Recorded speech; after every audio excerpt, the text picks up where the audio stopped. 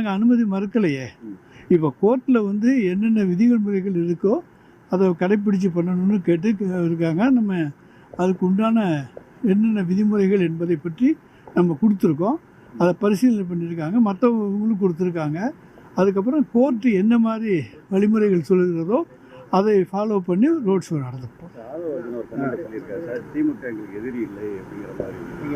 Sir, நாங்கள் எங்களை பொறுத்த வரைக்கும் களத்தில் வந்து எங்களை எதிர்த்து நிற்பவர்கள் எதிரிகள், எங்களோடு இருப்பவர்கள் நண்பர்கள்.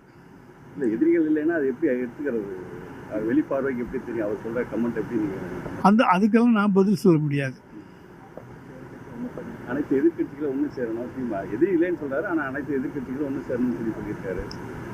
சார், எங்களை பொறுத்த வரைக்கும் நான் கிளியராக சொல்லிட்டேன் உங்கள்கிட்ட. எங்களோடு இருப்பவர்கள் எங்களுடைய தோழர்கள், எங்களை எதிர்த்து நிற்பவர்கள் எங்களுடைய எதிரி. அதாவது களத்தில் அரசியலில் எதிரிகள். மற்ற வகையில் எல்லாருமே நண்பர்களாக கூட இருக்கலாம். அரசியலில் களத்தில் எதிரிகள். இவர் நைனா நாகேந்திரன் கமெண்ட் சொல்லியிருக்காரு சார், கொளத்தூர் தொகுதியில் மட்டும் 10,000 ஓட்டு இறந்தவர்கள் பேரை சேர்த்துருக்காங்கன்னு சொல்லியிருக்காரு. சார், வாக்காளர் பட்டியல் வரப்போகுது, நிரூபிக்கட்டும், அவ்வளவுதானே. இறந்தவர்கள் பேரெல்லாம் சேர்த்துட்டு ஓட்டு போட முடியாது. அவங்களுடைய இல்லையே, அவங்களுடைய BLA 2 இருக்காங்க. வாக்காளர் பட்டியலை சரிபார்க்கட்டும், பார்த்து சொல்லட்டும். அதுக்கு தான் கால அவகாசம் இருக்குல்ல, 1 மாதம் இருக்குல்ல, பார்த்து சொல்லட்டும். எங்களை பொறுத்த வரைக்கும் நேர்மையான முறையிலே தான் தேர்தலை சந்திப்போம். வாக்காளர் பட்டியலுடைய குளறுபடிகள் செய்து சந்திக்க மாட்டோம்.